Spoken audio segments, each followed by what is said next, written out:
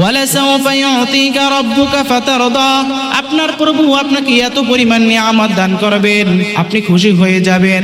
মুশরিকরা অনেক কিছু বলবে, আপনি তা দিকে কোনো ভ্রুক্ষেপ করবেন না। প্রিয় নবী সাল্লাল্লাহু আলাইহি সাল্লামকে যখন মক্কা থেকে বের করে দিল তায়েফের ময়দানে, তায়েফের যুবকরা নবীকে এত পরিমাণ জুলুম নির্যাতন করলো, নবী রক্তাক্ত হলেন, রক্তে রঞ্জিত হয়ে গেলেন। আল্লাহ তাআলা নবীকে সুসংবাদ দিলেন, মুহাম্মদ আপনি কষ্ট পেয়েন না, আপনি চিন্তিত হয়েন না, পেরেশানি হয়েন না, আপনার কাছে আমি সুসংবাদ দিতেছি, এই এলাকা থেকে একটি জিনের দল যাইতেছে, তো আপনার কাছে বায়াত হয়ে মুসলমান হয়ে গেছে। সুবহানাল্লাহ।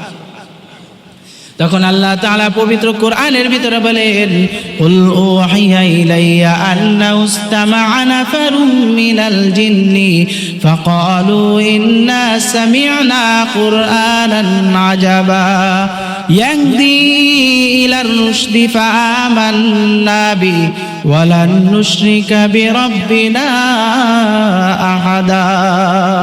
মুহাম্মদ আপনি পেরেশানি হয়েন না, আপনাকে তারা কষ্ট দিয়েছে, কিন্তু জিনের একটি দল, বিরাট বড় একটি দল, তারা আপনার কাছে বায়াত হয়ে মুসলমান হয়ে গেছে। সুবহানাল্লাহ। প্রিয় নবীকে যখন মক্কা থেকে বের করে দিল কাফেররা, মদিনার ভিতরে প্রিয় নবী সাল্লাল্লাহু আলাইহি সাল্লাম অবস্থান করতেছিলেন। তো তখন মদিনার ভিতরে বাইতুল মাকদাসের দিকে আর ফিরে নামাজ পড়তে পারলেন না, তখন কাবার দিকে ফিরে নামাজ পড়তে পারলেন না, সুযোগ হয় নাই। তো নবীর তামান্না ছিল কাবার দিকে নামাজ পড়বেন, জন্মস্থান মক্কার ভিতরে যে কাবা আছে, কাবার দিকে ফিরে এসে নামাজ পড়বেন, কিন্তু তার এই আশা পূরণ হইতেছে না। তো তিনি বারবার আকাশের দিকে তাকিয়ে রইলেন। তখন আল্লাহ তাআলা বললেন, মুহাম্মদ তোমার পেরেশানি হওয়ার দরকার নাই, তোমার যে হিতাকাঙ্ক্ষী, তোমার যে সন্তুষ্ট চিন্তে কাবার দিকে নামাজ পড়তে চাইতেছো, সেইটাকে আমি তোমার কাবা হিসাবে নির্ধারণ করে দেব। সুবহানাল্লাহ। আল্লাহ তাআলা যখনই নবী পেরেশানি ছিলেন, দুঃখে কষ্টে পেরেশান, কি করবেন কিছুই খুঁজে পাচ্ছেন না, তখনই আল্লাহ তাআলা শান্তির বাণী, আল্লাহ তাআলা কিভাবে শান্তির বাণী শুনিয়ে দিলেন পরের আয়াতের ভিতর বলেন, নবী আপনাকে নিয়ে কাফেররা কুৎসা রটায়, আপনাকে নিয়ে অনেক কষ্ট দেয়। তো পরের আয়াতে আমি সুসংবাদ দিচ্ছি, আলাম ইয়াজিদকা ইয়াতীমান ফাআওয়া ওয়া ওয়াজাদাকা দাল্লান ফাহাদা ওয়া ওয়াজাদাকা আইলান ফাগনা। আপনার প্রভু আপনাকে ছাড়ার নন, আপনার প্রভু আপনাকে ভুলে যাননি, কেননা আপনি যখন এতিম ছিলেন তখন আপনাকে আশ্রয় দিয়েছেন যে প্রভু, সে প্রভু কখনো আপনাকে বলতে পারেন না। আপনার যখন জন্মের আগে যখন বাবা মারা যায়, তখন মায়ের কাছে লালিত পালিত হন, মাও যখন মারা যায় তখন আল্লাহ তাআলা কুদরতিভাবে দাদার কাছে, দাদার তত্ত্বাবধানে নবী করিম সাল্লাল্লাহু আলাইহি ওয়াসাল্লাম লালিত পালিত করেন। যখন দাদাও মারা যায় তখন আবু তালিব চাচার কাছে এমন ভাবে লালিত পালিত হচ্ছেন যে নিজের ছেলে আর মুহাম্মদ দুটির ভিতরে কোনো পার্থক্য রাখেননি। তো আল্লাহ তাআলা কিভাবে নিয়ামত দিয়েছেন, তাই বলতেছেন যে আপনি যখন এতিম ছিলেন তখন আপনাকে আশ্রয় দিয়েছেন যে আল্লাহ তাআলা, সে আল্লাহ তাআলা আপনাকে ভুলবেন না, তারা যাই বলুক না কেন। ওয়াজাদাকা দাল্লান ফাহাদা, আপনি তো পথ খুঁজতেছিলেন, হেদায়েতের পথ, তো আপনার আল্লাহ তাআলা আপনাকে হেদায়েতের পথ দেখিয়ে দিয়েছেন। যে আল্লাহ তাআলা আপনি নবুয়তের আগে হেদায়েতের পথ খুঁজতেছিলেন, সে সময় আল্লাহ তাআলা আপনাকে ভুলেননি, আল্লাহ তাআলা আপনাকে পরিত্যাগ করেননি। নবুয়তের পর কখনোই সেই আল্লাহ তাআলা আপনাকে ভুলবেন না। সুবহানাল্লাহ। তাই বলতেছেন যে আপনি নবুয়তের আগে হেদায়েতের পথ খুঁজতেছিলেন, গারে হেরার ভিতরে আপনি গেছেন যে একান্তভাবে ইবাদত করার জন্য, লোকালয় যেখানে মানুষ নাই, নির্জন এলাকায়, সেখানে ইবাদত করার জন্য আপনি গেছিলেন, হেদায়েতের পথ খোঁজার জন্য। যে আল্লাহ তাআলা আপনাকে সেই গারে হেরার ভিতরে আল্লাহ তাআলা পথ দেখিয়ে দিয়েছেন, নবুয়ত দান করেছেন, সে আল্লাহ তাআলা আপনাকে কখনো বলবেন না। ওয়াজাদাকা আইলান ফাগনা, আপনি তো ছিলেন নিঃস্ব, আল্লাহ তাআলা আপনাকে স্বাবলম্বী করেছেন। যখন আপনি নিঃস্ব ছিলেন তখনই আল্লাহ তাআলা আপনাকে বলেন নাই, আর যখন স্বাবলম্বী হয়েছেন তখন আল্লাহ তাআলা আপনাকে স্বাবলম্বী করেছেন, তখন আল্লাহ তাআলা আপনাকে কখনো ভুলবেন না, কখনো পরিত্যাগ করবেন না। মুফাসসিরিন কেরাম এখানে একটা প্রশ্নের জবাব দিয়েছেন। কাফেররা বলে থাকতে যে মুহাম্মদ খাদিজা রাদিয়াল্লাহু তাআলা আনহাকে বিবাহ করেছে টাকার লোভে, সম্পদের লোভে। তো মুফাসসিরিন কেরাম এখানে বলেন, প্রিয় নবী সাল্লাল্লাহু আলাইহি ওয়াসাল্লাম যখন চাচার কাছে লালিত পালিত হচ্ছেন, চাচা একদিন বললেন, মুহাম্মদ, আমাদের তো টাকা পয়সা তেমন নাই, তো বিত্তবান শালী যে খাদিজা আছে সে একটি অফার দিয়েছে, তার কাফেলা পরিচালনার জন্য একটি বিশ্বস্ত লোক খুঁজতেছে। তো তোমাকে আমি নির্ণয় করতেছি, তোমাকে আমি বাছাই করতেছি, তুমি কি খাদিজার এই কাফেলা পরিচালনা করার দায়িত্ব নিতে পারবে? তখন প্রিয় নবী বললেন, চাচা, আমি নিজের পক্ষ থেকে এই খাদিজার এই কাফেলার দায়িত্ব আমি নিতে পারবো না, যদি সে আগে আমাকে প্রস্তাব দেয় তাহলে আমি এটা গ্রহণ করতে পারি। তো আবু তালেব বারবার বিবেচনা করলেন, এটা তো অনেক বড় একটা সুসংবাদ, অনেক বড় একটা আবেদন, তো এটা যদি আমরা হাতছাড়া করি তাহলে এটা তো তাড়াতাড়ি হাতছাড়া হয়ে যাবে, অনেক মানুষ এর জন্য অপেক্ষা করতেছে। তিনি খাদিজার কাছে গেলেন, যাওয়ার পর বলতেছে যে আমার একজন ভাতিজা আছে, সে এতিম, যে আপনি যদি আপনার কাফেলার পরিচালনার দায়িত্ব যদি তাকে দেন তাহলে আপনি তাকে বিশ্বস্ত পাবেন। সুবহানাল্লাহ। তো খাদিজা রাদিয়াল্লাহু তাআলা বলেন, মুহাম্মদকে প্রস্তাব দিচ্ছেন? আমি তো মুহাম্মদকে তো খুঁজতেছি, তো তাকে নিয়ে আসেন। তারপর মুহাম্মদ সাল্লাল্লাহু আলাইহি ওয়াসাল্লামকে নিয়ে আসলেন, তো কাফেলার দায়িত্ব দিল।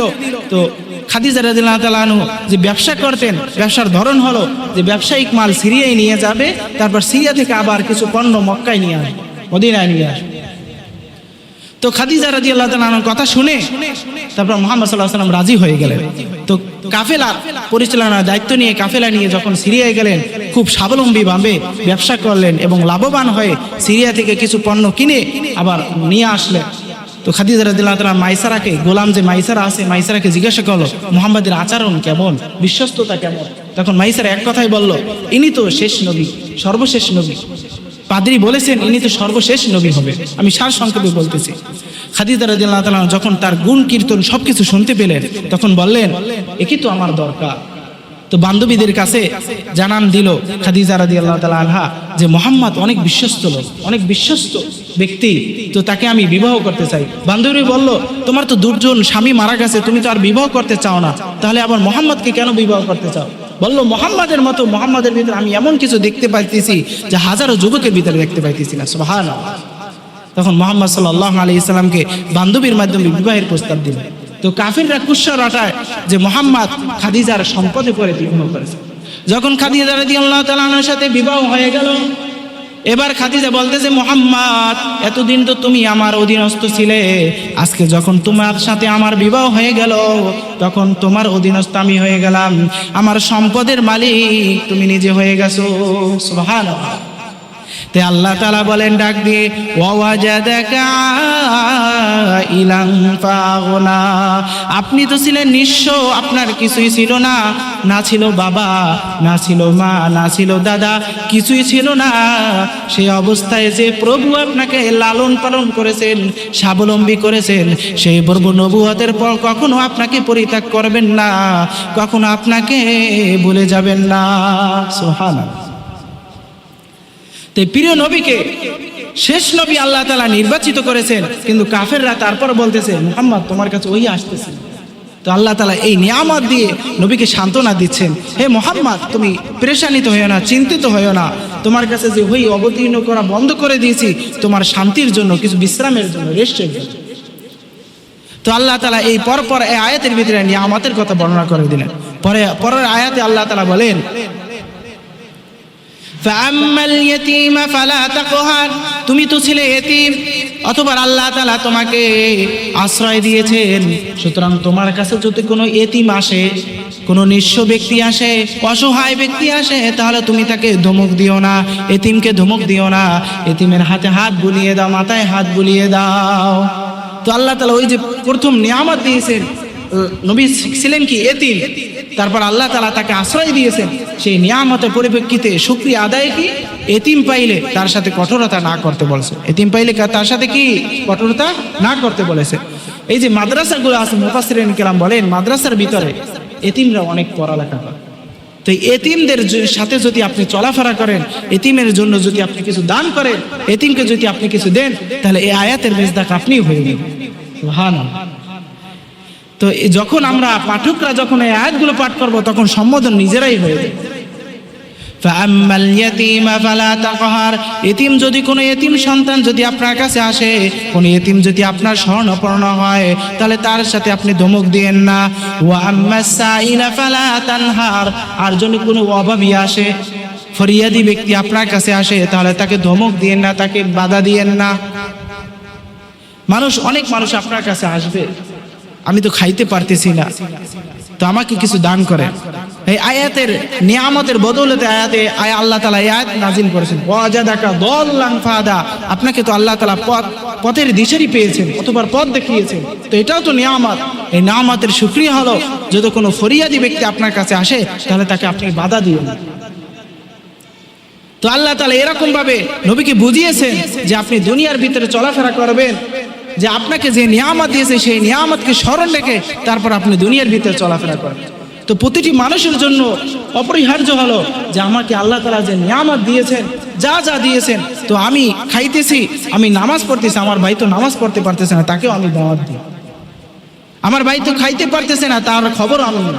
আমার প্রতিবেশী কি অবস্থায় আছে তার খবরও নিই। এটি হলো নিয়ামতের শুকরিয়া। আল্লাহ তাআলা এই সূরার ভিতরে এটাই শিক্ষা দিয়েছে, ওয়া আম্মা বিনিআমাতি রাব্বিকা ফাহাদ্দিস, এবং আপনার উপরে যে নিয়ামত দেওয়া হয়েছে এই সমস্ত নিয়ামতের বর্ণনা আপনি লোকদের কাছে বর্ণনা করতে থাকেন।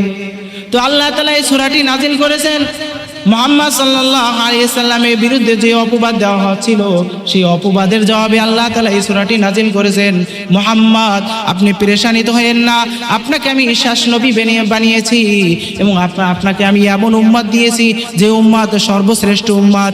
আপনি হলো সাইয়্যিদুল আম্বিয়া, আপনি নবীদের সর্দার। তো আপনাকে আমি পরিত্যাগ করেননি, আপনাকে আমি ভুলে যাইনি। সুতরাং কাফেররা যে বলে তারা অযর্থ, তারা অনর্থ কথা বলে, তাদের কথা আপনি কর্ণপাত দিয়েন না, তাদের কথা আপনি ভ্রুক্ষেপ করিয়েন না। তে আল্লাহ তাআলা এই সূরাটি নাজিল করেছেন নবীকে সান্ত্বনা দেওয়ার জন্য। তো আমাদের ভিতরে অনেক পেরেশানি থাকে, বাচ্চা অনেক রোগী থাকে, ঘরের ভিতরে অশান্তি থাকে।